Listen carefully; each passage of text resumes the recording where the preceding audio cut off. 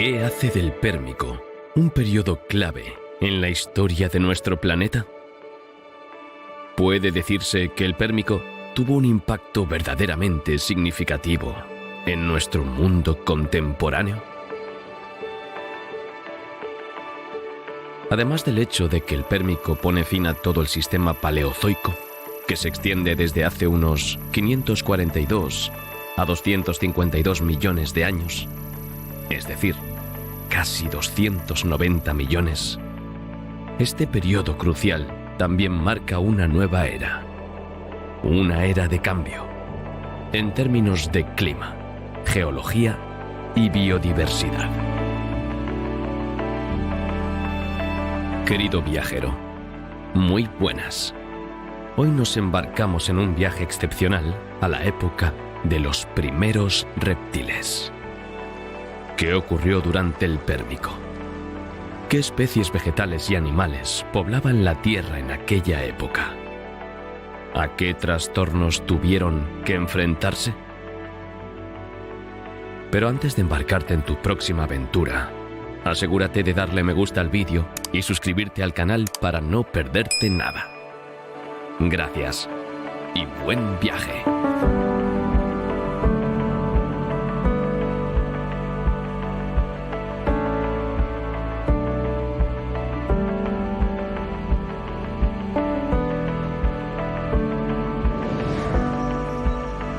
Cuando te embarcas en un viaje tan importante a través del tiempo, no basta con saber dónde estás, sino en qué periodo de tiempo te encuentras. Hay que situarse en el pasado para poder contextualizar los acontecimientos y comprenderlos mejor. El Pérmico es el último periodo del Paleozoico. Esta era se subdivide en 6 grandes sistemas. Comienza con el Cámbrico, continúa con el Ordovícico, el Silúrico, el Devónico y el Carbonífero, y termina con el Pérmico. Estamos, pues, en el apogeo de la era paleozoica, o en el momento de su caída, según se mire. El Pérmico comenzó hace unos 299 millones de años y duró hasta hace menos 252 millones de años. Un periodo total de casi 50 millones. Durante este periodo se produjeron muchos cambios que fueron lo suficientemente significativos como para permitir dividir la era pérmica en 3 periodos distintos. Se trata del Pérmico inferior, también conocido como Cisuraliense, el Pérmico medio, también conocido como Guadalupiense, y el Pérmico superior, también conocido como Lopingiense. El Pérmico debe su nombre a la región de Perm, provincia rusa donde se descubrió el primer yacimiento fósil de este periodo. El Paleozoico fue un periodo de muchos cambios. Tras una explosión de vida en el océano durante el Cámbrico, el planeta sufrió 2 extinciones masivas, a finales del Ordovícico y a finales del Devónico. En cada ocasión, la naturaleza reclamó sus derechos. La flora y la fauna pudieron adaptarse a las nuevas condiciones y evolucionaron gracias a la radiación y a otros cambios. Durante el Devónico, y más aún durante el Carbonífero, se produjo una nueva revolución. Las plantas pudieron colonizar el suelo del continente. Varias especies aprovecharon esta nueva cubierta vegetal para conquistar la Tierra y dejar atrás el mundo acuático.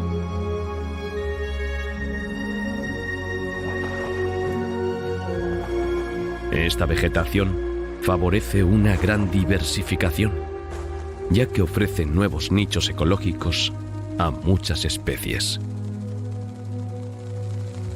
Pero la naturaleza nunca es completamente estable. Los numerosos cambios geológicos y climáticos la obligan a renovarse una y otra vez. Cada etapa nos acerca un poco más al mundo que conocemos hoy. Una de estas etapas fue el Pérmico. Los diversos procesos evolutivos que se iniciaron en el Carbonífero se desarrollarán en esta época tan especial. Pero antes de abordar juntos estos cambios esenciales, debemos comprender cómo evolucionó el espacio a lo largo de estos millones de años y qué actividades terrestres han dejado su huella en nuestro planeta. Este es el punto de partida y la razón de ser de estas evoluciones adaptativas. Estudiando estos diferentes cambios, podemos comprender mejor cómo la flora y fauna han sabido responder a ellos.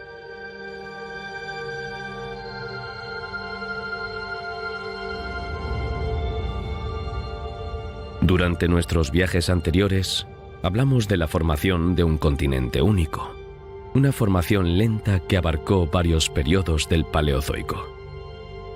El Pérmico fue, si podemos decirlo así, la edad de oro de este continente único, Pangea. Fue durante este periodo cuando su formación fue más completa. Se extiende casi de polo a polo, lo que parece bastante improbable si tenemos en cuenta la posición de los continentes actuales. Visto desde el cielo, este enorme continente parece un pequeño trozo de tierra perdido en medio de un vasto océano, el Pantalasa.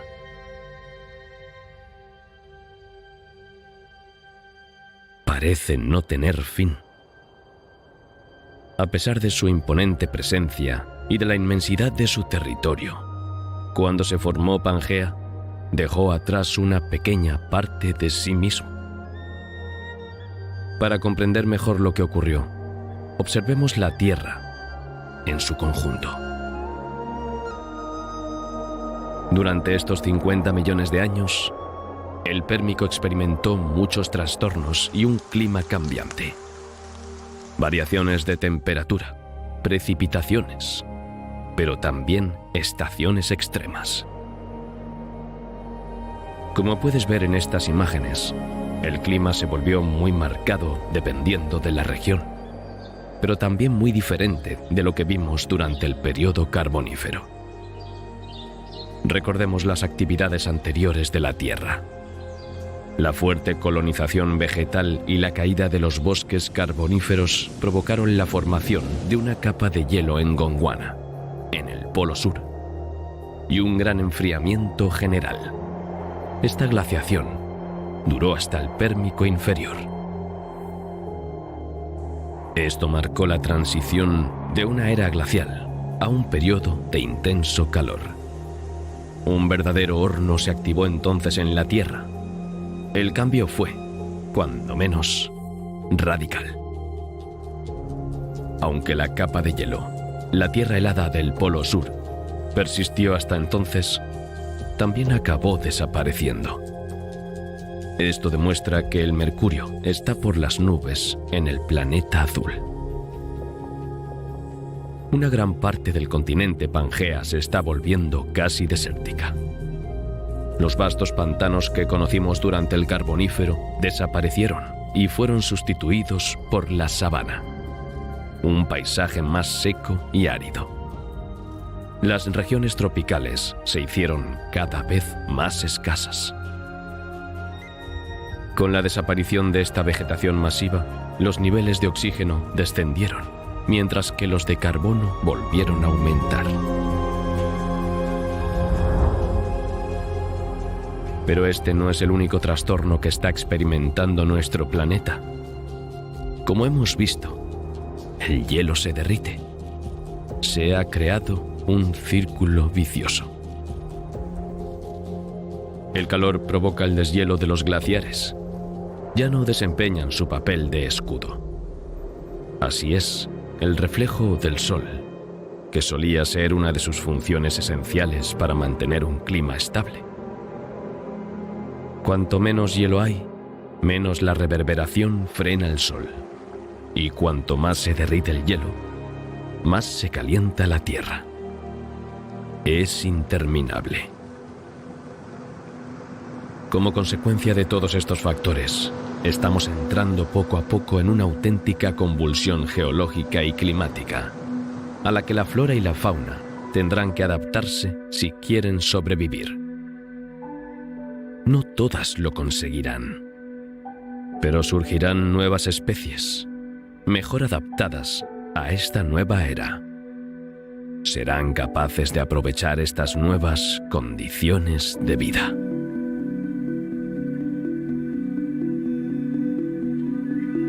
Hace unos minutos hemos hablado de la formación de Pangea. Como puedes imaginar, este famoso vals continental tuvo sin duda un gran impacto en el curso de la historia de la Tierra.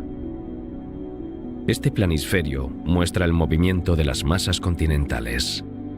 Este movimiento provocará multitud de cambios, como la formación de cadenas montañosas, pero también de los fondos marinos. Como puedes imaginar, estos movimientos de placas tienen un enorme impacto, tanto en tierra como en mar abierto. Uno de los grandes acontecimientos del Pérmico fue la creación de un nuevo océano, el Tetis. Su nombre procede de una de las titánides de la mitología griega, hija de Gea y Ouranos. El segundo acontecimiento importante es, como acabamos de decir, la formación de cadenas montañosas. Lo que vamos a ver ahora es que el océano y las montañas pueden estar relacionados.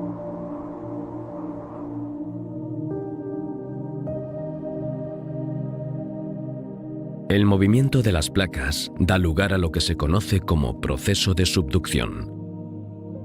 Cuando dos placas tectónicas se encuentran, el proceso dura mucho tiempo. Esto significa que no se produce una colisión frontal repentina, sino un deslizamiento de las placas.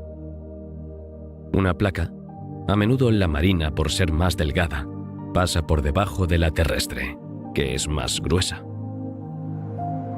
La cadena hercínica tiene un tamaño considerable. Puede que incluso sea la mayor cadena terrestre conocida en la Tierra. Según las fuentes, mide entre 3.000 y 7.000 kilómetros de largo y casi 700 kilómetros de ancho. Sus vestigios se encuentran en Francia, sobre todo en las regiones de los Vosgos y el Macizo Central.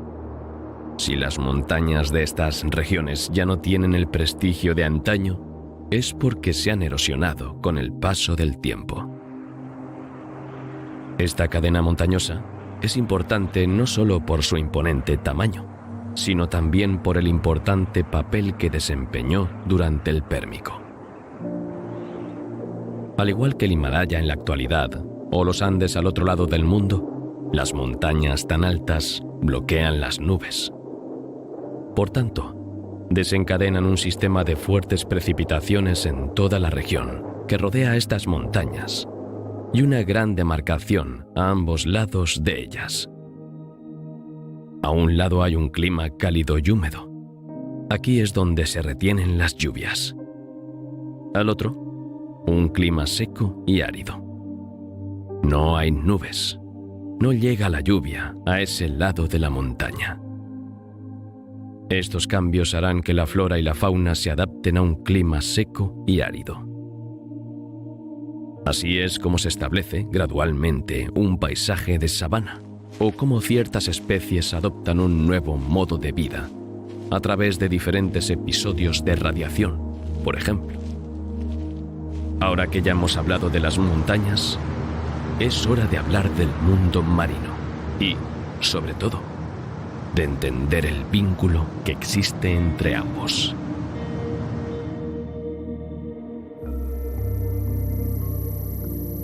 En el Carbonífero, los inicios de este nuevo territorio marino ya estaban tomando forma. Al acercarse, al sucederse, las masas de tierra encerraron parte del Pantalasa en el hueco de sus brazos. Rodeaban este trocito del océano Pantalasa, que se convirtió entonces en Tetis. Con el paso de los milenios y los desplazamientos de los continentes, el lugar de Tetis en nuestro planeta ha cambiado considerablemente, pero aún hoy se pueden encontrar vestigios de su presencia. es el mar Mediterráneo, pero también montañas. Así es. Tetis estaba formada por bancos de arena. Estos bancos, por increíble que parezca, se han convertido hoy en los techos del mundo. Picos nevados desde el Himalaya en Asia hasta los Alpes en Europa. Vamos a desembarcar en las orillas de este océano y descubrir qué tiene de especial. Aparte de esta pequeña anécdota sobre los restos del pasado de Tetis, también conocido como Paleotis, este océano es realmente una masa de agua salada muy especial del periodo Pérmico.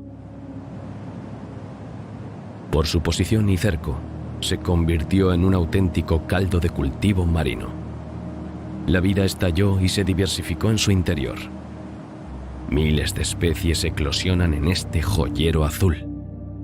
Pero, ¿por qué? ¿Por qué aquí más que en ningún otro lugar? El océano Tetis se considera un auténtico caldo de cultivo marino. En algunos aspectos, es como si estuviéramos en el Cámbrico, un periodo crucial durante el cual la vida se enriquecía, desarrollaba y diversificaba constantemente. Miles de especies encontraron aquí todas las condiciones que necesitaban. Ahora me gustaría hacerte una pregunta. ¿Por qué crees que los fondos marinos del Paleotis están mejor preparados para favorecer esta gran diversificación de las especies marinas que el resto de la vasta Pantalasa? ¿Qué cambia la situación? El cierre por tierra no es la única razón. La respuesta está en la cima de estas montañas. De hecho, es la erosión de estas grandes cordilleras la que arrastra gran cantidad de sedimentos hacia el océano. Este sedimento será la fuente preferida de nutrientes para las plantas acuáticas y los microorganismos marinos. La base de la cadena alimentaria se enriquece con una nueva fuente de nutrientes y toda la cadena se beneficia.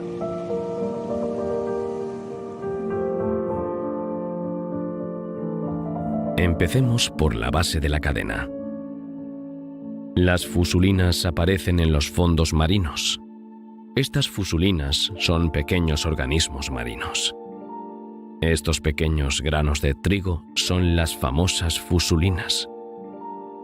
Son organismos unicelulares, es decir, una sola célula muy compleja realiza todas las funciones vitales básicas. Las fusulinas segregan carbonato cálcico a partir del protoplasma, la materia viva de la célula, que forma el caparazón duro y sus diversas cámaras. Otros pequeños organismos como este enriquecerán el fondo marino, creando un nuevo nicho ecológico.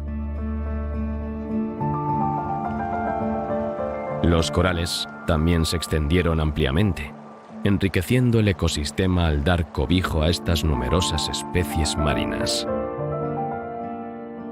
En el Pérmico había dos grupos principales: tabulata y rugosa. Su exoesqueleto de calcita favoreció la diversificación de otras especies marinas. Las esponjas, igualmente dotadas para la arquitectura, también forman numerosos arrecifes. A diferencia de los corales, que están formados por carbonato cálcico, las esponjas están hechas de sílice. Son coloniales y, sobre todo, filtradoras. Algunas especies son muy grandes, como la gigantospongia, que puede alcanzar los 2 metros. Girtiocoelia forma largas ramas como los corales, pero en realidad es una esponja. Los braquiópodos, pero también los cefalópodos, los goniatites y los nautilos volverán a diversificarse y a enriquecer su género con nuevas especies. Aquí podemos ver a un nautiloide Coperoceras.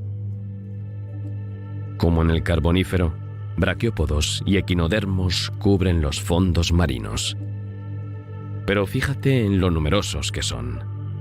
Los hay de todas las formas, tamaños y colores. Aquí hay braquiópodos Leptodus y junto a ellos Edriosteges. Más arriba en el arrecife,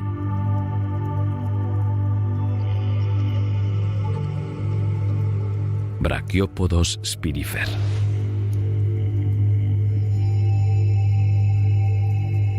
Las diversas plantas marinas, los microorganismos y los famosos sedimentos de las montañas ayudan a todas estas especies a expandirse, con moluscos, braquiópodos, crustáceos e incluso esponjas y corales, que se benefician de estas nuevas condiciones de vida. La base de la cadena alimentaria es, por tanto, rica, diversa y abundante. Con tanta disponibilidad, también proliferan las especies que se alimentan de ellos.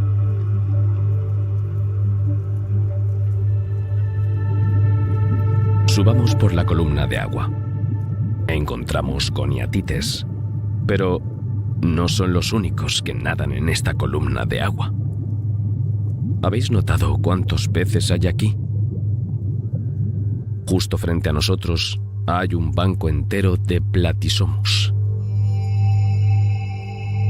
Un poco más allá, Dorypterus. Hay miles de peces aquí. Cuando la presa es tan abundante, los depredadores responden. Actúan como reguladores. Es una de las leyes más antiguas de la naturaleza. Con tantas opciones en el menú, los depredadores también se han diversificado. Algunos son grandes, otros muy poderosos. Descubrámoslo sin más dilación.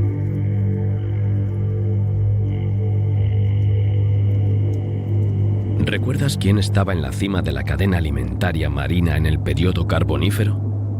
Sí, los tiburones. O, para ser más precisos, los condrictios, primos de los tiburones actuales. Se convirtieron en los reyes del océano cuando desaparecieron los placodermos a finales del Devónico. Esto no cambió mucho durante el Pérmico. Todo lo contrario. Continuaron su ascenso hasta establecerse como grandes depredadores marinos. Helibodus conquistó tanto el agua dulce como la salada. Este miembro de los hipodontes reina supremo sobre el mundo acuático. Se parece un poco menos a la imagen que tenemos de los tiburones, pero también forman parte de los condrictios junto a Ibodus. Estos son los chenacantos. Los chenacantos tienen una aleta dorsal en forma de cinta que recorre toda su espalda. Es posible que te hayas fijado en su gran espina dorsal, que apunta hacia atrás desde la cabeza. Los científicos aún no saben para qué sirve esta famosa espina. Algunos piensan que podría haber sido venenosa, para facilitar la caza de los crustáceos y peces de los que se alimenta. En una línea completamente diferente, me gustaría presentaros a Llanasa bituminosa. Este es un petalodonte. Tiene una forma muy distintiva. Se parece un poco a nuestras rayas modernas. Llanasa bituminosa se alimenta de todas las ricas conchas marinas que hemos visto antes, en particular de los muchos braquiópodos que abundan en el fondo del océano. Por último, también me gustaría hablaros del enigmático Helicoprion. También se alimenta de moluscos, crustáceos y braquiópodos, pero tiene un arma bastante inusual para hacerlo. El Helicoprion es un pez eugeneodonte. Aunque se parece un poco a un tiburón, no lo es. Mide entre 5 y 10 metros. Sus verticilos dentales miden entre 35 y 40 centímetros de diámetro. Esta dentición en espiral es realmente asombrosa. Probablemente se trata de una adaptación para alimentarse de presas blandas y puede haber funcionado como mecanismo de descascarillado para cefalópodos de cuerpo duro, como los nautiloideos y los ammonoideos. En resumen, es un auténtico triturador de conchas. Ahora puede ser un buen momento para subir a la superficie y ver qué ocurre. En plantas y vertebrados ha habido muchos cambios.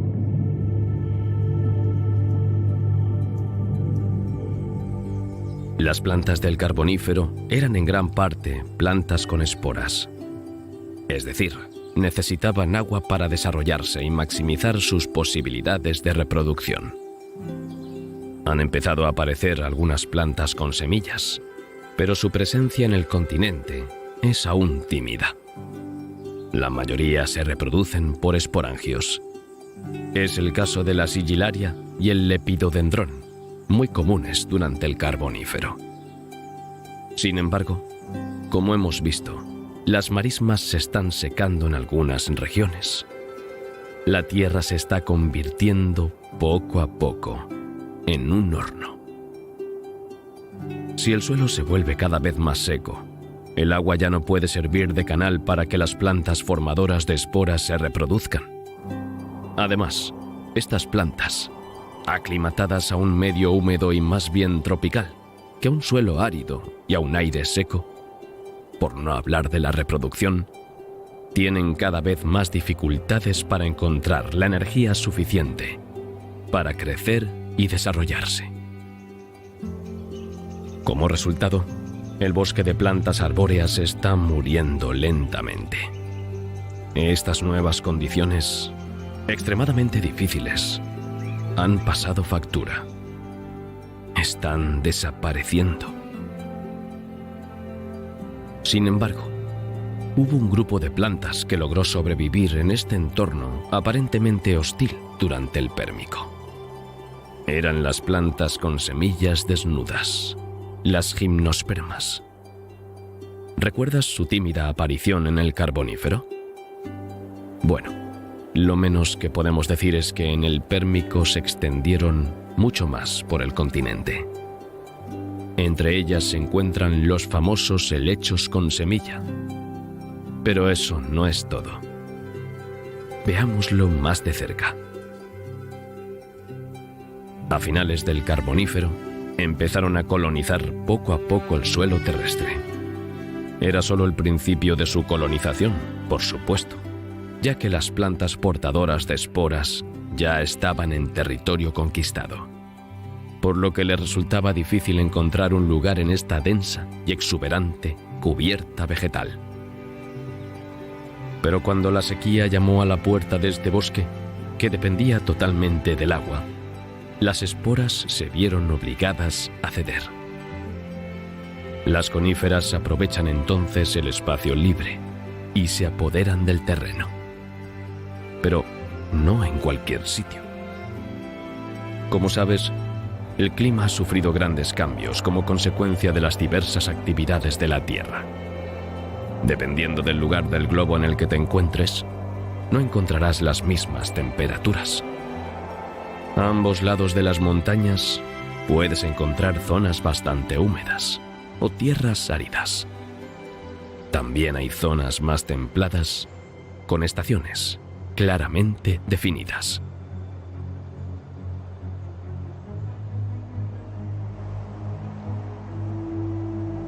La gran familia de las coníferas no se desarrolla en todas partes ni de la misma manera según las regiones. La conífera Walkia, por ejemplo, se establece en el norte. La Walkia piniformis es una conífera entre el ciprés y la uracácea, una gran conífera de los Andes. El fruto en forma de cono es el origen del nombre distintivo de la familia. Al sur se encuentran los glosopteridales. Estos árboles pueden alcanzar los 30 metros de altura. La madera de sus troncos y ramas presenta anillos similares a los de algunos de nuestras especies contemporáneas. Estos anillos son una prueba inestimable, ya que permiten a los científicos confirmar una cosa. En estas zonas templadas, el clima tiene estaciones bien diferenciadas. Para adaptarse a estos cambios, a veces extremos, estos árboles han adoptado una nueva estrategia: las hojas caducas.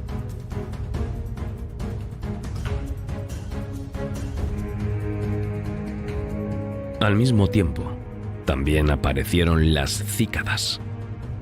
Se considera que están estrechamente emparentadas con las coníferas, a pesar de su apariencia engañosamente similar a la de los helechos y las palmeras.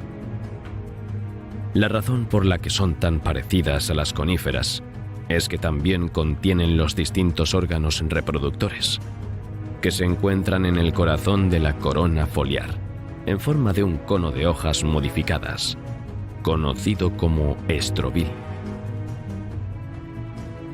Las Cicadopites follicularis y Cicadopites granulatus que se encuentran aquí apenas empiezan a colonizar el suelo. El grupo formado por las cícadas creció en tamaño, sobre todo durante el Mesozoico. Esta gran diversificación de los árboles y la zonación de las plantas permitieron la aparición de nuevos nichos ecológicos. Nuevas radiaciones evolutivas están en marcha.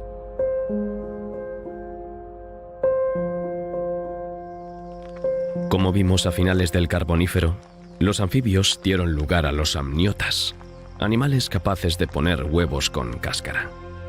Sin esta capacidad, estos anfibios dependían por completo del medio acuático. Los anfibios tenían patas para desplazarse y pulmones para respirar, así que lo único que necesitaban era la seguridad de poder proteger a sus crías en tierra. Hasta ahora, los anfibios tenían que poner sus huevos en el agua. Para liberarse por completo de este elemento, tuvieron que actualizar su método de reproducción.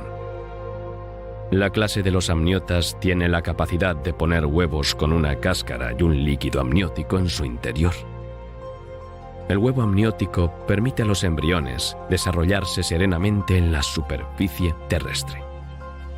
Puede soportar la presión del aire y cualquier microchoque en la Tierra. Pero la evolución no se detuvo ahí. Estos amniotas iban a definir las grandes líneas evolutivas del Pérmico.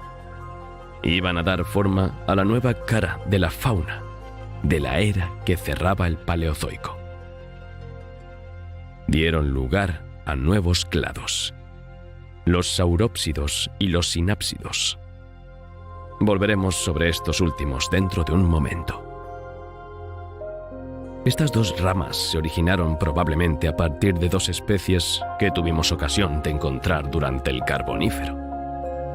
Más concretamente, al final del Carbonífero. La rama de los saurópsidos es Hylonomus lieli. Para la rama de los sinápsidos fue Archaeotires florensis. Entre ambas dieron origen a una gran parte de las especies terrestres que poblaron el continente en el Pérmico. Durante los millones de años del final del Carbonífero y los 3 periodos que definen el Pérmico, las especies evolucionaron y se diversificaron considerablemente. El camino de esta evolución y a lo que condujo es muy interesante de observar.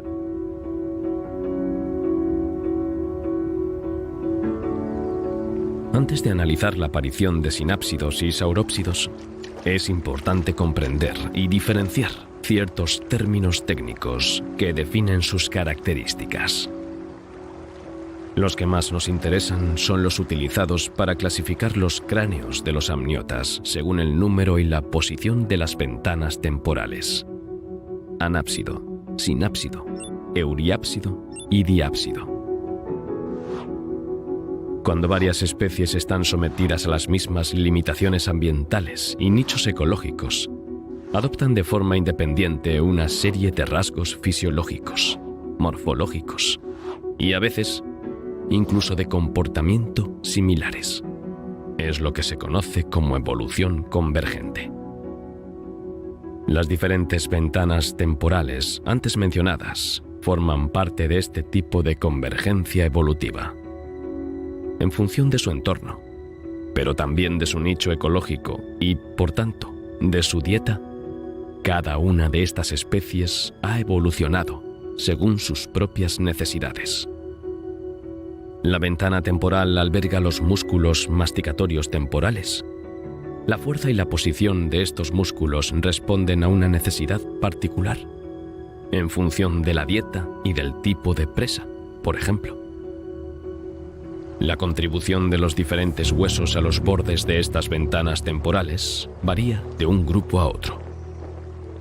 Cuando hablamos de anápsidos o pararreptiles, ya que el término anápsido es controvertido entre algunos científicos, nos referimos a un grupo de amniotas que carecen de fosa temporal. Los sinápsidos son reptiles con una única ventana temporal inferior en el cráneo. Por último, los diápsidos tienen dos. El cráneo de los diápsidos se caracteriza por la presencia de fosas temporales superiores e inferiores.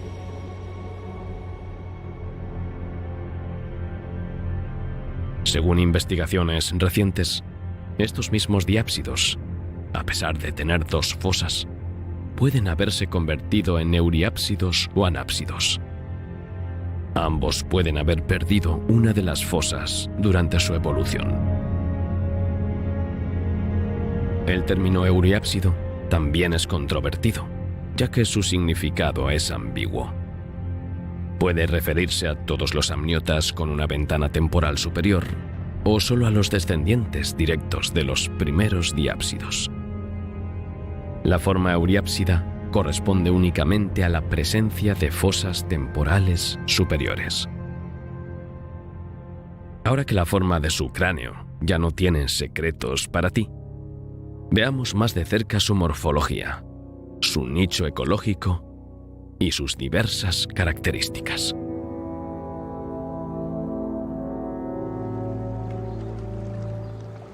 Los pelicosaurios son muchos y variados. Los hay de todas las formas y tamaños. Los pelicosaurios incluyen varias familias como los Caseidae, Varanopidae, Ophiacodontidae, Edaphosauridae, Eocirididae y Sphenacodontidae. ¿Qué tienen en común? Todos pertenecen a la rama de los mamíferos, los llamados reptiles mamíferos, aunque hoy preferimos el término premamíferos. Entre ellos se encuentra el famoso Dimetrodon Sphenacodontidae. Así que aquí tenemos nuestro primer sinápsido. Esto sí que es algo. Quizás, dada su morfología y aspecto, estés pensando que nos hemos olvidado de especificar una cosa: la aparición de los primeros dinosaurios. Pero no hemos olvidado nada. El Dimetrodon no es un dinosaurio, es un reptil. La gran diferencia entre ambos es que todos los dinosaurios, como los saurópsidos, tienen dos pares de fosas temporales, mientras que el Dimetrodon solo tiene una. Los dinosaurios aparecieron 40 millones de años más tarde. Así que tendremos que ser pacientes. El Dimetrodon es, por tanto, un miembro de los sinápsidos y no de los saurópsidos. También es un cuadrúpedo con una característica muy especial: su vela dorsal. Es imposible confundirlo o pasarlo por alto en medio de esta escasa llanura de humedales con semejante abanico en el lomo. La utilidad de esta vela aún está en entredicho. Muchos científicos han estudiado el tema y siguen intentando desentrañar el misterio de esta atracción física bastante inusual. Puede que la vela desempeñe una función termorreguladora, evacuando el calor, O, al contrario, captándolo para calentar el resto del cuerpo. Pero otros sugieren que se trata más bien de un dispositivo de cortejo para seducir al sexo opuesto. A no ser, según la última probabilidad, que se trate simplemente de un medio útil para estabilizar el esqueleto, y en particular, la columna vertebral. Echemos un vistazo al resto de su esqueleto y morfología. Su cráneo es alto y curvado, con grandes dientes de diversos tamaños dispuestos a lo largo de sus mandíbulas. No hay duda de su dieta. Tiene el perfil de un carnívoro perfecto. Sus presas favoritas son los peces, pero no le hace ascos a un pequeño tetrápodo, un reptil o incluso un anfibio. Comparte su ecosistema con animales como Arqueria, Diplocaulus y Eriops, así como con Captorinus y Edaphosaurus.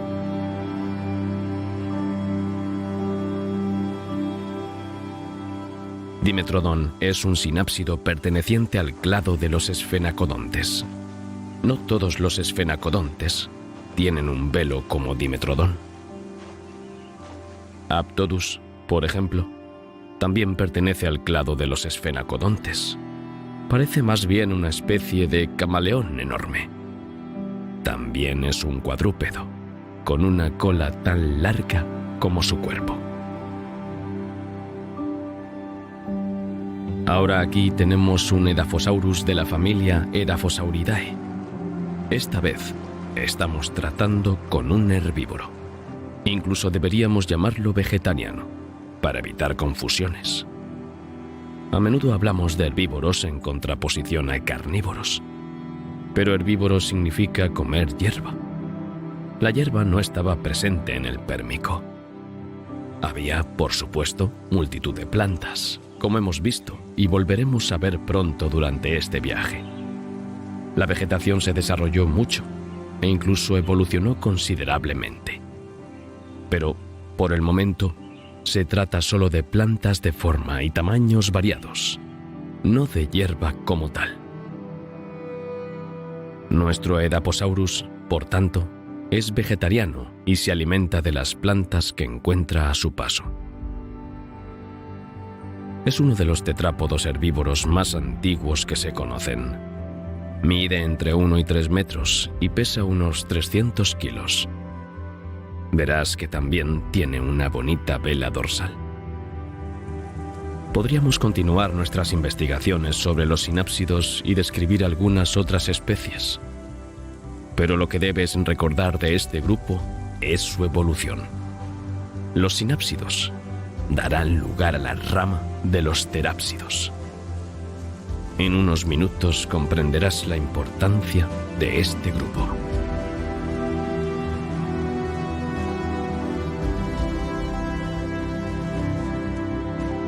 Además de la gran familia de los pelicosaurios, los sinápsidos dieron lugar a la familia de los terápsidos. Estas familias evolucionaron y se diversificaron rápidamente. Pocos millones de años después de la aparición de los primeros terápsidos, nació una nueva rama de vertebrados. Veamos estos cambios morfológicos estudiando las diferentes especies de terápsidos del Pérmico.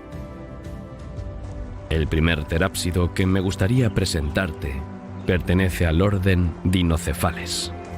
Incluso es un suborden de los tapinocéfalos. Este es Moscops. Es bastante enorme. Mide casi 3 metros y debe pesar cerca de 1 tonelada. Este gigante semiacuático es un imponente comedor de plantas, sabiendo que las plantas no aportan muchas calorías ni energía, y dado su enorme tamaño, se calcula que necesita comer más de 100 kilogramos de hojas al día para cubrir sus necesidades. Antes he dicho que era semiacuático.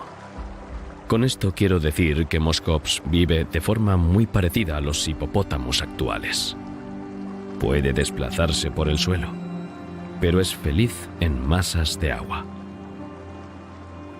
Aunque su tamaño es relativamente excepcional, es sobre todo su forma de andar lo que me gustaría destacar aquí. Hasta ahora, los anfibios y los pararreptiles tenían una marcha muy arqueada y rastrera, como muchos de nuestros reptiles actuales. Aquí, la marcha es más parecida a la de un mamífero. La articulación del codo, por ejemplo, tiene una abertura más amplia. La marcha es, por tanto, completamente diferente. Otro terapépsido, mucho más pequeño pero igual de interesante de observar, es el Lycaenops. Mide alrededor de 1 metro y probablemente no pesa más de 15 kilogramos. Esto no le impide ser muy buen cazador. Caza presas a su alcance, de tamaño modesto, como algunos saurópidos que sin duda tendremos ocasión de conocer un poco más adelante. Pero también algunos miembros de su clado, pequeños terápsidos, en particular dicinodontos. Lycaenops es un depredador ágil. Una vez más, me gustaría echar un vistazo de cerca a cómo se mueve. Al igual que Moscops, está lejos de tener el andar arqueado y reptante típico de todos los vertebrados cuadrúpedos que habíamos encontrado antes que ellos. De hecho, se mueve con bastante rapidez en comparación con todo lo que habíamos visto antes. Gracias a sus largas patas pegadas al cuerpo, es más estable y sus movimientos parecen más fáciles, como los de los mamíferos cuadrúpedos. Su boca es un arma formidable. Tiene una cabeza larga y delgada, como el género canino. Pero, sobre todo, tiene dientes en forma de colmillo tanto en la mandíbula superior como en la inferior. Actúan como dagas. Matan y desgarran. La carne de esta presa no resistirá mucho tiempo unas cuchillas tan perfectamente afiladas. En su boca probablemente haya una robertia. Tuvo la desgracia de caer bajo los colmillos del Lycaenops. Sin embargo, nos da la oportunidad de hablar de una nueva familia de terápsidos.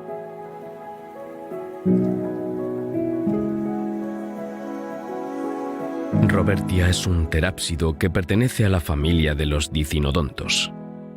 Fue uno de los primeros de su especie en el Pérmico medio. Es una especie de dicinodonte primitivo en el sentido de que es uno de los más antiguos de la rama. Este pequeño vegetariano no tenía nada que hacer contra el Lycaenops. Los pequeños dientes caninos que sobresalen de su mandíbula superior solo son útiles para cortar los tallos más duros. Una vez libre, puede cortar el tallo con su pico córneo y disfrutar de una merecida comida. Otro miembro del grupo de los dicinodontes que vamos a ver ahora es más imponente. Mide más de 1,20 m de media. También vegetariano, no está a salvo de los carnívoros a pesar de su tamaño más respetable. Aquí hay muchos depredadores, poderosos y feroces. Así que Dicinodon tiene que estar en guardia. Mientras corta la vegetación con su pico o arranca tubérculos y raíces con sus colmillos, el peligro acecha. Antes de terminar esta primera parte sobre los terápsidos, me gustaría pasar al Pérmico superior con otra familia, los cinodontos.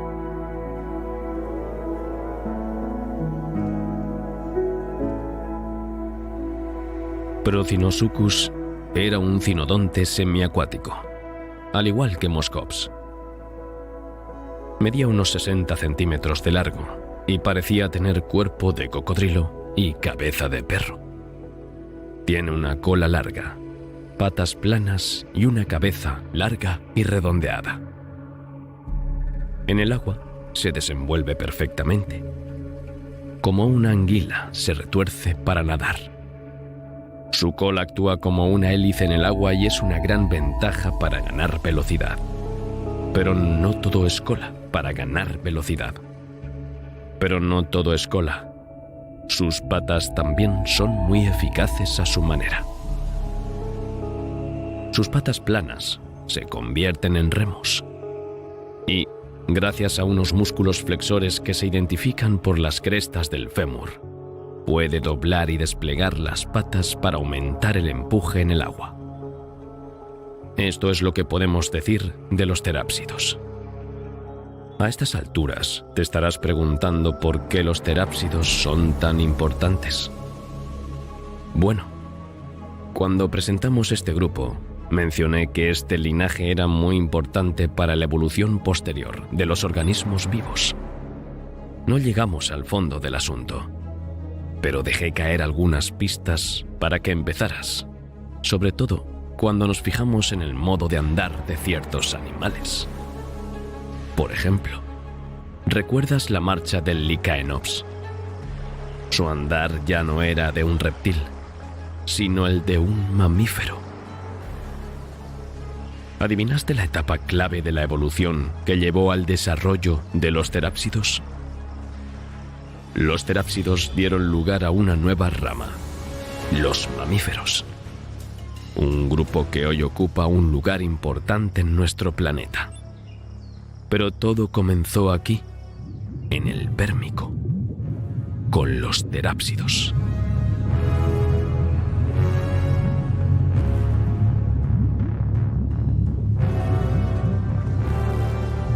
En esta segunda parte sobre los terápsidos, en lugar de ver estos animales por familias, vamos a verlos por periodos.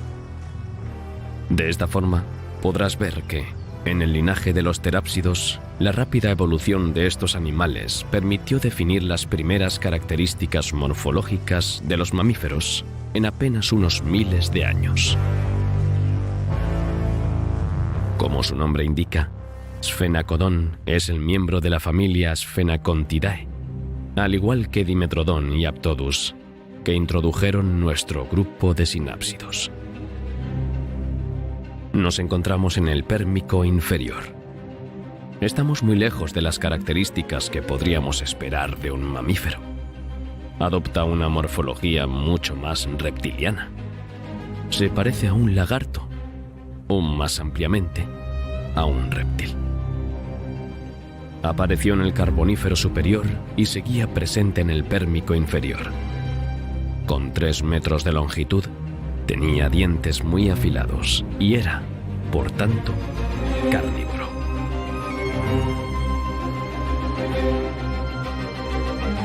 Pasemos al Pérmico medio. Comencemos con Biarmosuchia. Su silueta y la forma de su cabeza ya son menos reptiles. La cabeza es más pequeña que la de los Sphenacodontidae presentados anteriormente. Sin embargo, la hendidura temporal es mayor que la de aquellos. También podemos ver que la parte posterior del cráneo, donde se unen los músculos, está más ensanchada. Esto significa que los músculos son más grandes, lo que se traduce en una mordida más fuerte. También tiene caninos más grandes. Con caninos, músculos mordedores y una cabeza más pequeña y mejor proporcionada al resto del cuerpo, ya podemos ver que la evolución está en marcha, aunque Biarmosuchia aún conserva algunas características muy primitivas. Lo mismo ocurre con el orden Dinocephales. Entre sus miembros hay vegetarianos, carnívoros e incluso omnívoros. Mientras que algunos son exclusivamente terrestres, otros son semiacuáticos.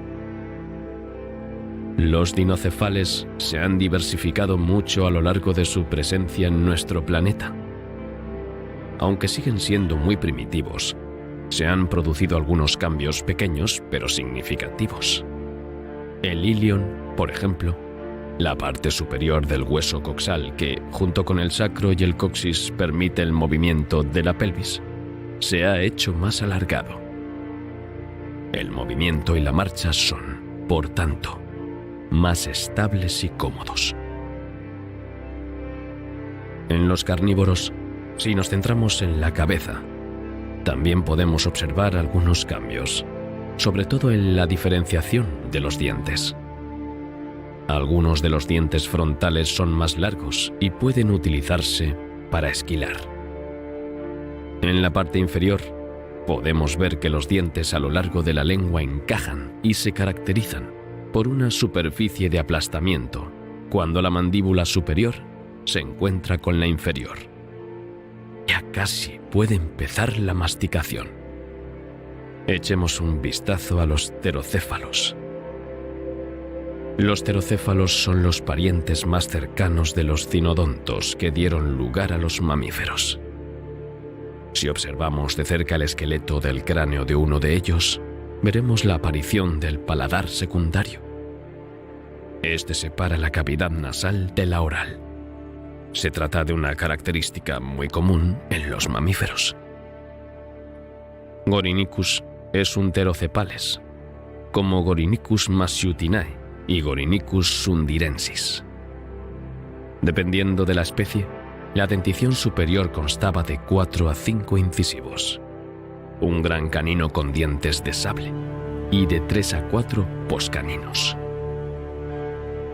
Las vértebras cervicales articuladas, la postura de las patas bajo el vientre y la pelvis favorecen una marcha más estable y erguida. En otras palabras, la marcha es más mamífera que reptiliforme. Ya es hora de continuar nuestro viaje evolutivo, descubriendo las especies del pérmico superior.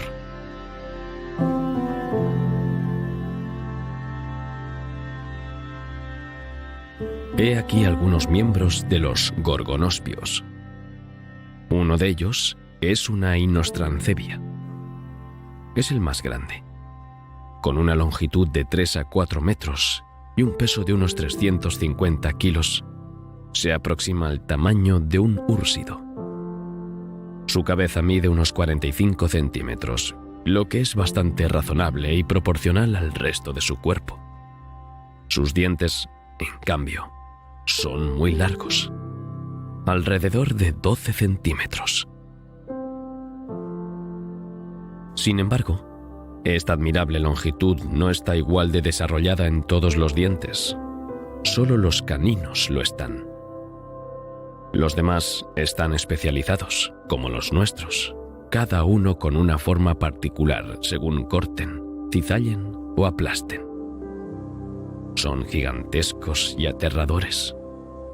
Sin embargo, si dejamos a un lado su monstruoso aspecto, su nombre procede de las gorgonas, las mujeres con pelo de serpiente de la mitología griega, podemos vislumbrar nuevas etapas evolutivas.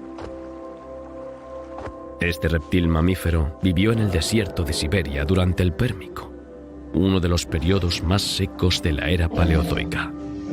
Se adaptó a estas nuevas condiciones.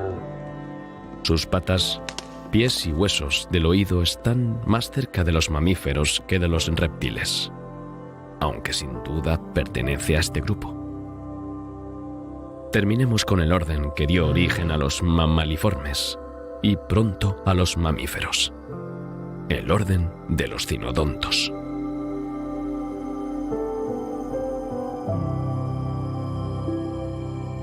Veamos más de cerca a Trinaxodon.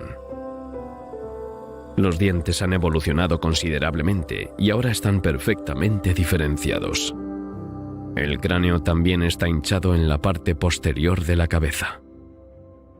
El arco cigomático del cráneo también se ha ensanchado, haciéndolo más similar al de los mamíferos y permitiendo una musculatura mandibular más robusta. Pero hay otro punto importante que descubrir sobre el Trinaxodon: el pelaje. Al menos, eso es lo que piensan algunos científicos. Trinaxodon era sin duda una especie endotérmica. Antes de pasar al segundo grupo, los saurópsidos, también muy importantes en la actualidad, veamos las dos características de los cinodontos y dicinodontos que los científicos han descubierto recientemente.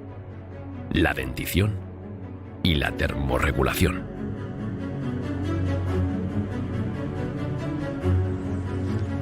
Dithinodont significa los dientes de perro.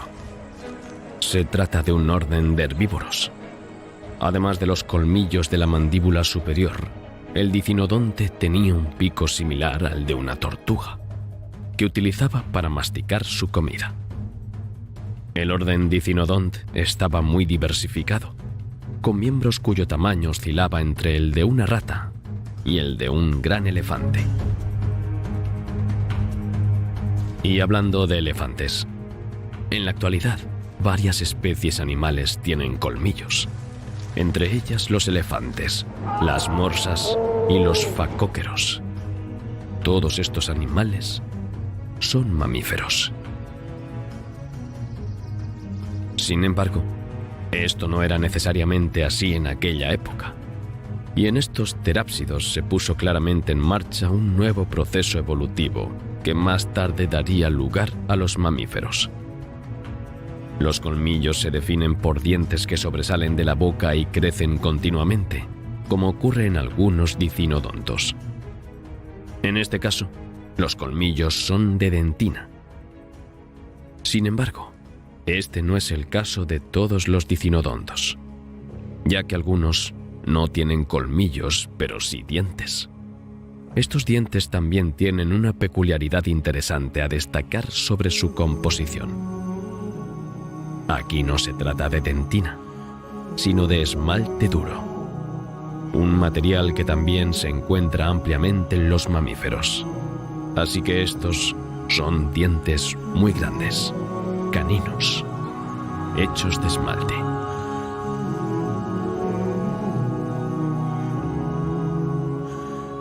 Se han realizado análisis de datación en 90 fósiles como parte de una colaboración internacional. Estos análisis han sacado a la luz un hecho muy importante sobre dos grupos de terápsidos, los dithinodontos y los cynodontos. Sin duda eran de sangre caliente. En la actualidad, las aves y los mamíferos son los únicos animales capaces no solo de producir su propio calor corporal, lo que se conoce como endotermia, sino también de mantenerlo a una temperatura elevada y constante, lo que se conoce como homeotermia. La combinación de estas dos características en mamíferos y aves se conoce como endohomeotermia.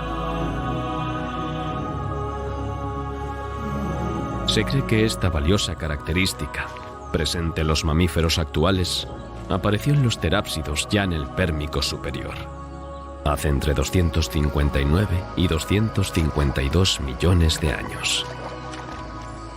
Según el estudio, 63 de los 90 fósiles estudiados eran terápsidos de 22 especies diferentes, incluyendo dithinodontos y cynodontos.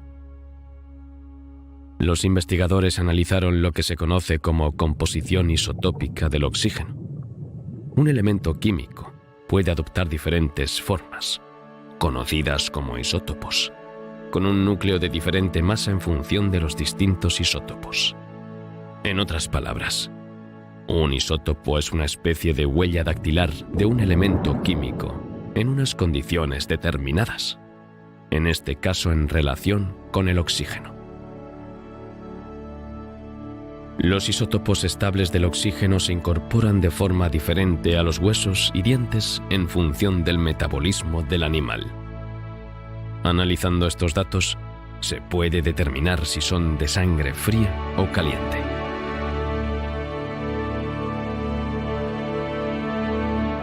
De este modo, el grupo de científicos pudo determinar nuevas perspectivas evolutivas para dos de nuestros terápsidos, ya que los cynodontos y los dithinodontos eran probablemente de sangre caliente y capaces de endohomeotermia. ¿Están ambos relacionados? Es difícil asegurarlo. Aún así, la mayoría de las especies terrestres desaparecerán como consecuencia de la extinción masiva que se avecina, con la excepción de los dicodontos y los cynodontos en particular. La clave de su resistencia al cambio climático brusco podría residir precisamente en su capacidad endohomeotérmica. Estos descubrimientos nos permiten cerrar el capítulo de los terápsidos y la aparición de los mamíferos simorfos. A lo largo de la evolución, estas especies de cinodontos dieron lugar a los mammaliformes y a su vez a los primeros mamíferos. Con el origen de este grupo, nuestros orígenes comenzaron hace millones de años, en el Pérmico. Abramos otro capítulo con los saurópsidos.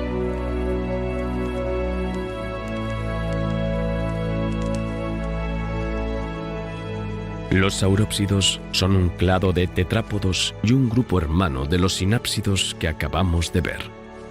Juntos forman el taxón Amniotas. Los saurópsidos se dividen en varias ramas: los anápsidos, que no tienen fosas temporales, y los diápsidos, que tienen dos. Empecemos nuestra aproximación a los saurópsidos por los pararreptiles. Estos diápsidos sin duda habrían perdido sus fosas temporales. Nuestro primer reptil no es terrestre, sino acuático.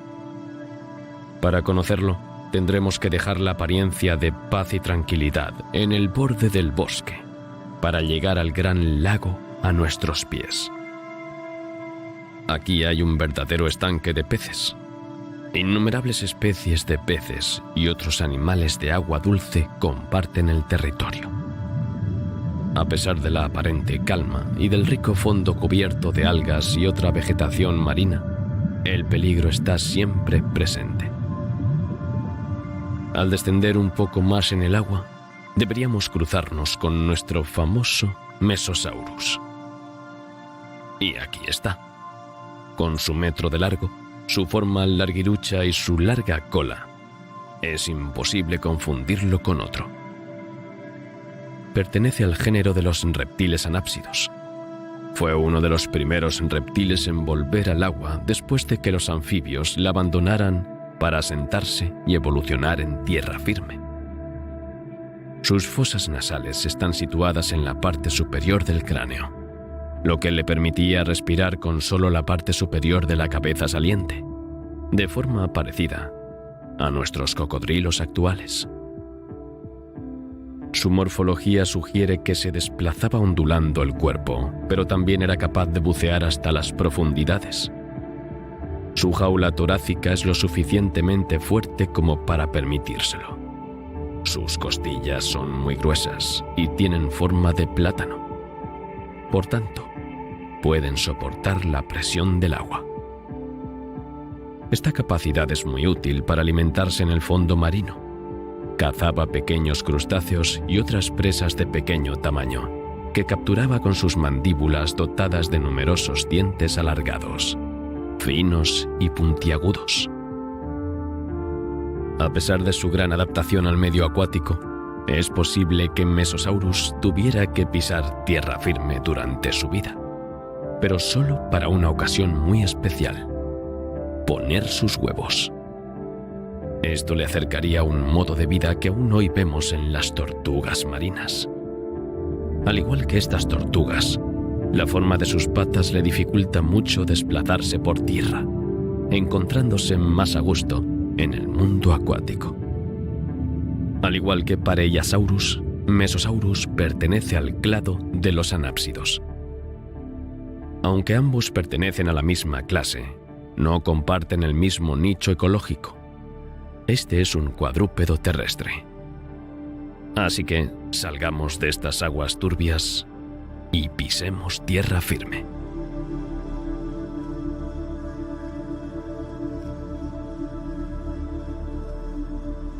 Este es el Pareiasaurus nasicornis, uno de los primeros del género Pareiasaurus. Es un animal grande, con un cráneo de unos 50 centímetros de largo. Su hocico tiene un caparazón sólido. El Pareiasaurus tiene muchos dientes, incluso en el paladar. No son útiles para atacar la carne, sino las plantas. Sus dientes son ideales para cortar fibras vegetales duras, porque están rematados con cúspides. Las cúspides son las puntas afiladas de la parte superior de la dentina de los dientes. El Scutosaurus es otro miembro de la familia Pareiasaurus. Su nombre significa reptil escudo, en referencia a su coraza ósea y a las numerosas púas que decoraban su cráneo. Mide unos 3 metros. Como puede verse, es grande, pero también muy pesado e imponente. Pero su esqueleto no está muy bien adaptado para caminar. Se mueve lentamente y con poca facilidad. Así que no es de extrañar que reptiles más poderosos como Inostrancevia, un gorgonospio cuyo camino ya hemos cruzado, vencieran fácilmente a este gran Scutosaurus. Su única defensa era su cuerpo musculoso y sus fuertes huesos. Tenía hileras de duras placas óseas bajo la piel que cubrían sus poderosos músculos.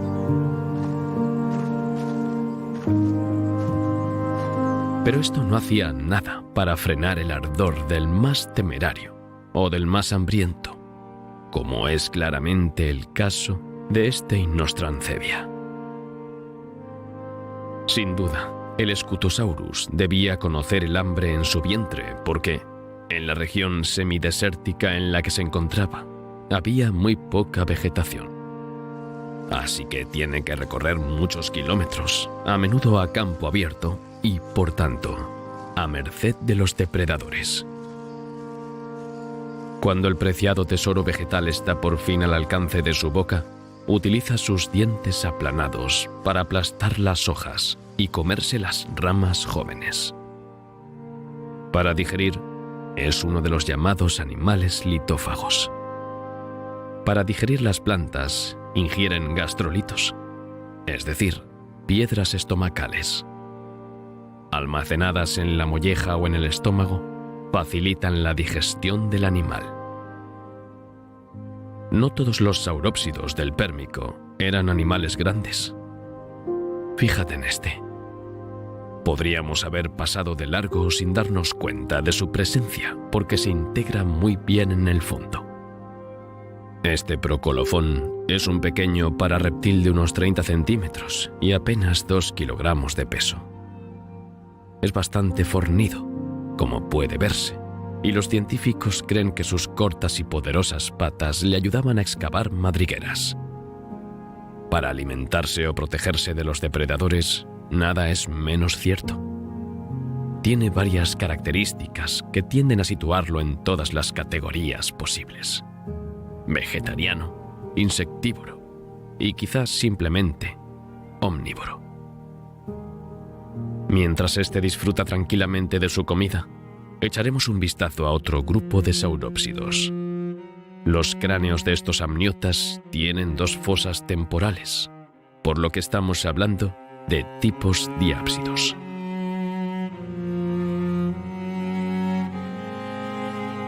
En los saurópsidos, al igual que en los sinápsidos, aparece una nueva rama. Una rama que nos llevará poco a poco a los animales contemporáneos. La rama de los diápsidos dará lugar a varios desarrollos distintos.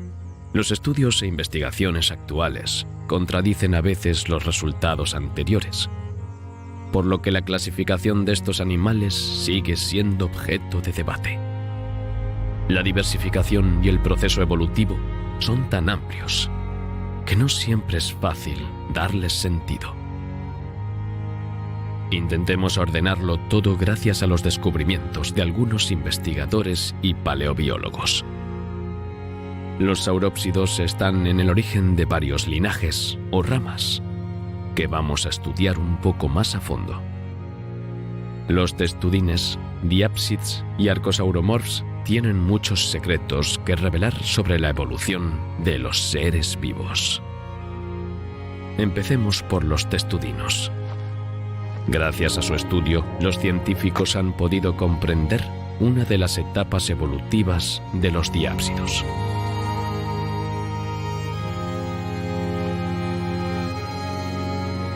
Para entender el linaje de las tortugas y por tanto de los testudines, tenemos que remontarnos a los probables orígenes de este grupo, y eso nos lleva al Eunotosaurus. El Eunotosaurus africanus es una especie de prototortuga. Su clasificación sigue siendo objeto de debate, ya que algunos científicos piensan que también podría formar parte de la gran familia de pareiasaurios que vimos hace unos minutos. Sin embargo, investigaciones recientes tienden a refutar esta hipótesis, y volveremos sobre ello tras una breve presentación del Eunotosaurus. Muchas características físicas sugieren que el Eunotosaurus se originó en la rama de las tortugas. Su silueta y morfología así lo sugieren, pero es su esqueleto el que apoyará esta hipótesis. Tiene costillas anchas y alargadas que se curvan alrededor de la espalda y el vientre. Tiene 9 vértebras alargadas en el tronco, 9 pares de costillas dorsales anchas en forma de T y 5 pares de gastralia, placas dérmicas óseas también conocidas como plastrones ventrales. Con un esqueleto así, es fácil adivinar una forma de protocóclea que más tarde se convertiría en caparazón. El Eunotosaurus es un animal excavador. Es posible que esta evolución de su esqueleto respondiera precisamente a sus necesidades excavadoras. Para facilitar la excavación, las costillas se hicieron más anchas y planas. Pero tampoco se puede descartar la protección frente a los depredadores. Las tortugas actuales han conservado e incluso mejorado esta capacidad física, sean o no excavadoras. Así que es totalmente plausible que también pudiera ser un arma de defensa contra los depredadores. Tragarse un animal redondo con semejante caparazón es muy difícil. Veamos qué han descubierto los científicos sobre el Eunotosaurus. Un equipo de investigadores de la Universidad de Yale, en Estados Unidos, ha sacado a la luz un interesante dato sobre la evolución de estos animales. En Eunotosaurus juveniles han identificado pequeñas aberturas características de los reptiles diápsidos. En otras palabras, 2 fosas temporales. Pero más tarde se cerraron. Eunotosaurus se convirtió entonces en un anápsido. Esto significa que los testudines anápsidos pueden haber evolucionado a partir de reptiles diápsidos durante el Pérmico. Si este es el caso, entonces podemos descartar el origen propuesto del Pareiasaurus mencionado anteriormente. Aunque anteriormente se pensaba que las tortugas, el orden de los testudines, pertenecían a la subclase Anaspidae, algunos creen ahora que los testudines son diápsidos que han perdido sus fosas temporales. Por el momento, la cuestión sigue siendo debatida por los científicos.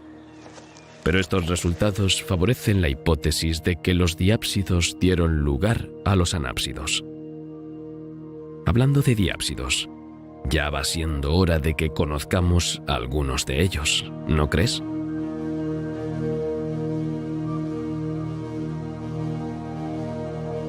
Los diápsidos son una subrama de los saurópsidos. Mientras que los anápsidos no tienen fosa temporal, los diápsidos tienen 2. Los diápsidos tienen muchos entornos y nichos diferentes. Mientras que muchos de los saurópsidos anteriores viven en tierra, el siguiente prefiere las grandes extensiones de agua dulce. El Lobasaurus es mucho más pequeño que nuestro anterior Mesosaurus, pero tiene mucho que enseñarnos. Solo mide 50 centímetros de largo. Solo su cola representa la mitad de su longitud total. Su cola está aplanada a ambos lados, lo que probablemente le permitía nadar ondulando su cuerpo. De hecho, las ondulaciones laterales de la cola podrían proporcionarle el empuje propulsor suficiente para mover todo el cuerpo. En cierto modo, se parece a una iguana marina larguirucha. Sorprendentemente, los paleontólogos también han encontrado piedras en su estómago. Esto es bastante común en los vegetarianos para ayudar a la digestión. Pero el Obasaurus no era herbívoro. Es un animal piscívoro, lo que significa que caza peces. Así que piedras como estas plantean más preguntas.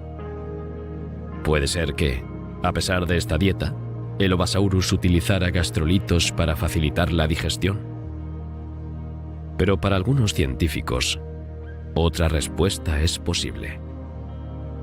Eran útiles para bucear. Se tragaba estas piedras para bucear más rápido cuando cazaba. Los gastrolitos se encuentran cerca de la cavidad abdominal, una membrana de tejido blando especialmente diseñada para contenerlos. Dada la ubicación de estas piedras, esto significa que el centro de gravedad del Obasaurus estaba en la parte trasera. En estas circunstancias, con su centro de gravedad situado en la parte trasera, sin duda había sido posible aumentar el empuje hacia adelante mediante el movimiento sinuoso de la cola y así bucear con mayor facilidad. Por tanto, el Obasaurus era un animal que podía alcanzar cierta profundidad. La forma en que nadaba y su dieta son algunas de las pistas que permiten a los investigadores plantear esta hipótesis. Pero no son las únicas. Otro hecho también apoya esta hipótesis. Esta vez se trata de su esqueleto.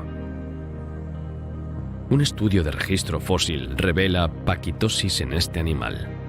Se trata de una especialización ósea frecuente en amniotas que se han adaptado secundariamente a medios acuáticos. Los huesos se engrosan, generalmente mediante capas adicionales de hueso laminar, lo que aumenta el peso del animal, como una especie de lastre. Esto aumenta la velocidad y la profundidad, así como la estabilidad al nadar. Así que este diápsido desarrolla cada vez más habilidades para adaptarse a las nuevas condiciones de vida.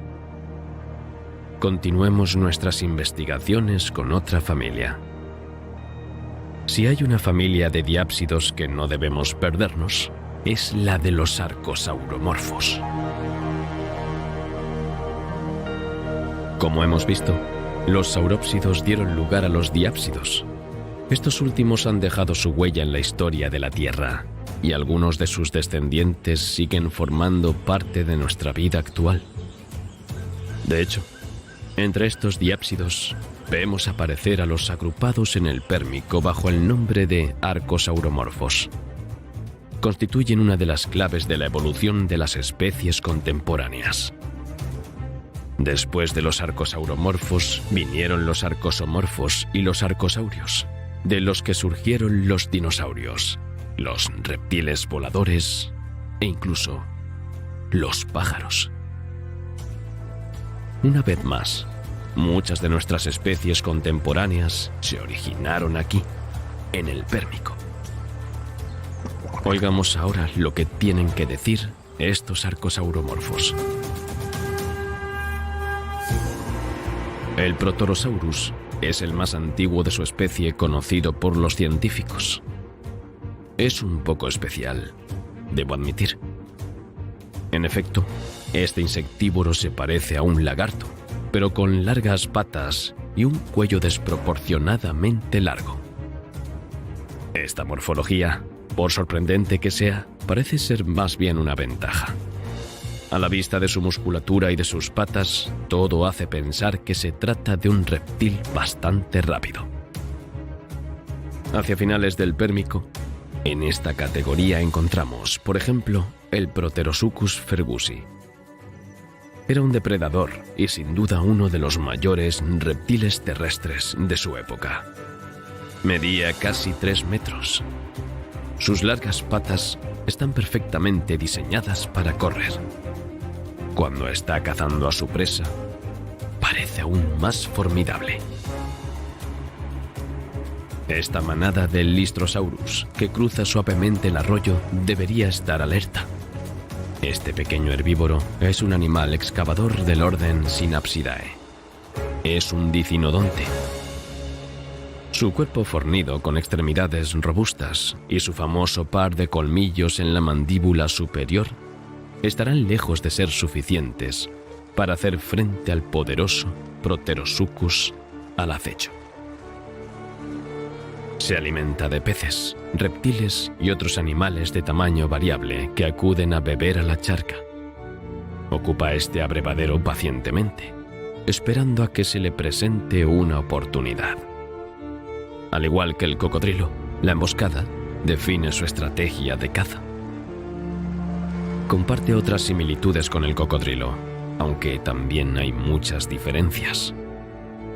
Como los cocodrilos, el Proterosuchus tiene poderosas mandíbulas con dientes cónicos. Los músculos del cuello complementan su armada de afilados dientes, permitiéndole abrir y cerrar la boca con gran rapidez. Es impresionante, incluso desde lejos. También tiene patas cortas y musculosas, pero a diferencia de los cocodrilos, se sienten más cómodos en el suelo.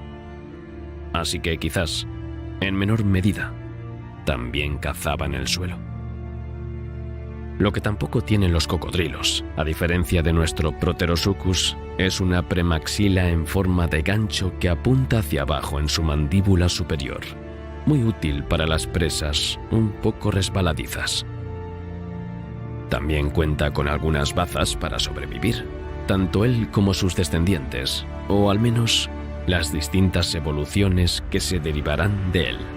Puede hacer frente a situaciones extremas. Por ejemplo, algunos investigadores creen que almacenaba grasa en la cola y podía pasar meses sin comer. Así, cuando las presas escasean, puede sobrevivir durante largos periodos. También es capaz de regular su temperatura corporal alternando baños de sol y de agua fría. También en este caso, si se tiene en cuenta que en el Pérmico la disposición de los continentes era totalmente diferente y que su hábitat estaba más cerca del Polo Sur, pudo aclimatarse más fácilmente a los cambios de estación. Nuestra Arcosauroforma abrió así la puerta de par en par a futuros arcosaurios y más tarde a dinosaurios, cocodrilos y aves. Mientras los futuros arcosaurios se preparan para hacer su gran entrada en escena, otros reptiles también han adoptado nuevas e interesantes habilidades.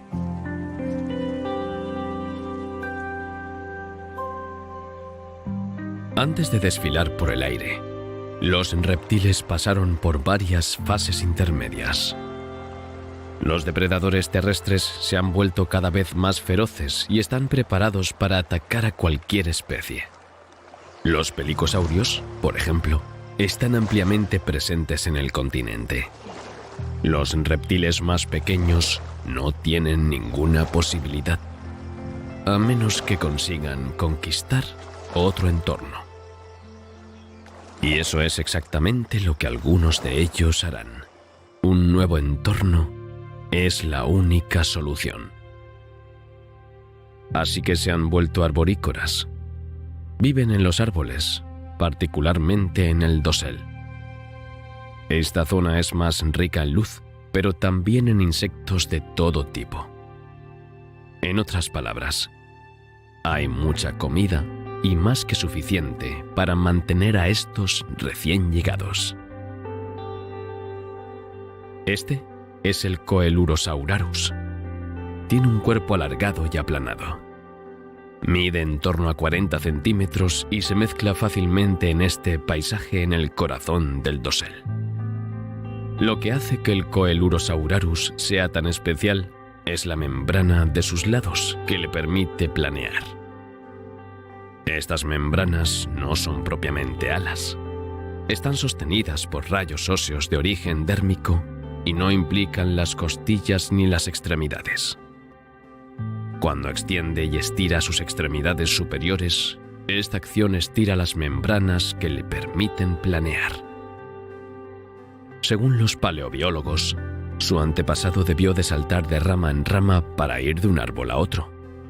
Así evitaba correr demasiados riesgos en el suelo. La evolución le dio más tarde la capacidad de planear entre dos árboles para ganar agilidad.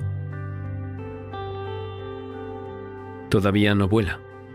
El Coelurosaurus solo planea, pero abre nuevas perspectivas, las de la conquista del cielo por los reptiles. A pesar de todas estas radiaciones y grandes revoluciones biológicas, el Pérmico marca también el final de una era, la del Paleozoico. Una extinción masiva está en curso y volverá a sacudir el orden de los seres vivos.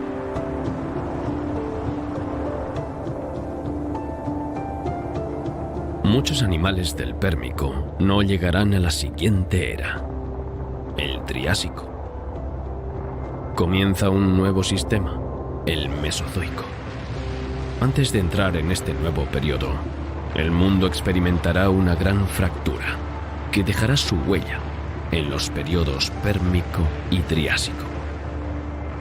Pangea se romperá de nuevo. Sí, no es la primera vez que la actividad interna de la Tierra vence al tiempo y toca su más bella sinfonía, el Vals de los Continentes. Este vals continúa, pero esta vez ya no se trata de unificación, sino de separación.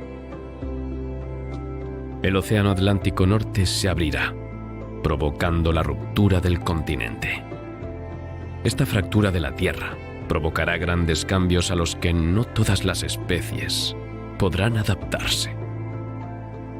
Varios factores, combinados a lo largo de varios millones de años, provocarán la desaparición de casi el 90% de las especies marinas y terrestres. Es una reacción en cadena que socavará el propio ciclo de la vida. La cadena alimentaria se rompe. Un efecto dominó que afectará a todos los miembros de esta cadena, en particular al 75% de los vertebrados terrestres, pero también a la mayoría de los animales marinos.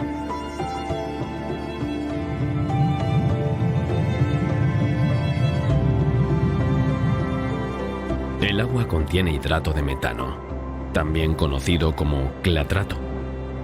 Hasta ahora se encontraba en forma sólida. La presión y las bajas temperaturas ha permitido al hidrato de metano mantener este estado. Al aumentar la temperatura, se vuelve gaseoso, liberando el metano. Aunque el dióxido de carbono es un potente gas de efecto invernadero, el metano es aún más peligroso, porque es aún más potente que el CO2. Calienta el agua. El océano está 10 grados más caliente. Es enorme. El estanque marino se está transformando en un verdadero infierno acuático, porque el calor también tiene un efecto sobre el oxígeno presente en el agua. Si unos pocos animales hubieran conseguido hacer frente a las nuevas temperaturas, la falta de oxígeno, la anoxia, habría acabado con ellos, dejándoles sin posibilidad de sobrevivir. El 96% de las especies marinas desaparecen.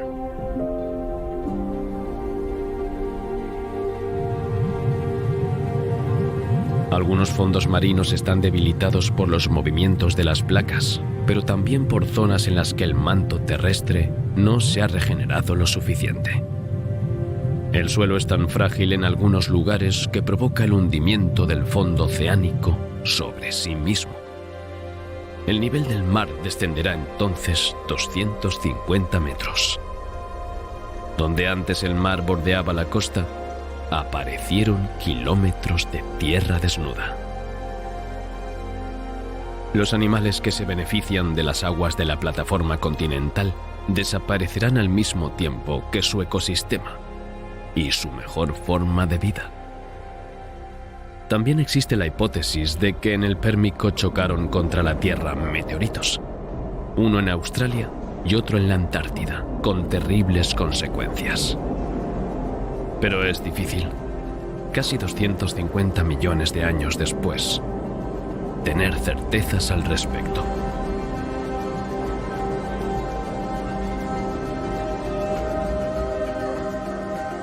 En Siberia, enormes cantidades de magma suben a la superficie.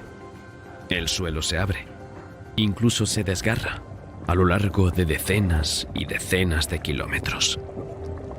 Cuando un flujo de lava alcanza tales proporciones, se denomina trap, flujo basáltico o flujo basáltico masivo.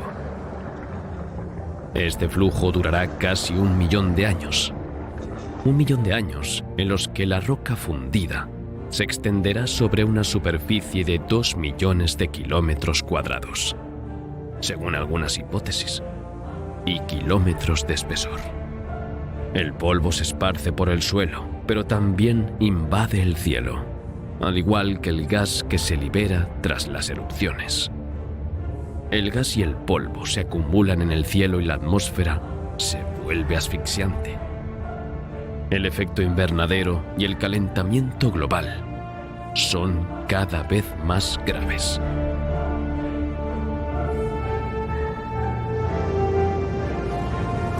También es posible que el dióxido de azufre contenido en los gases se haya trasladado a las nubes. Si es así, la lluvia que cae ya no es agua bendecida por el cielo, sino lluvia ácida. De ser así, esa lluvia habría arrasado la vegetación de todo el continente, contaminado el agua, privado de alimento a las criaturas que se alimentan de plantas y, tras ellas, a los carnívoros. Es un infierno gigante que arrastra todo a su paso, pero cuyas consecuencias se extienden mucho más allá de la propia región volcánica, por miles de kilómetros. La vida tardaría varias decenas de millones de años en vengarse y reinvertir por completo tanto el océano como el continente.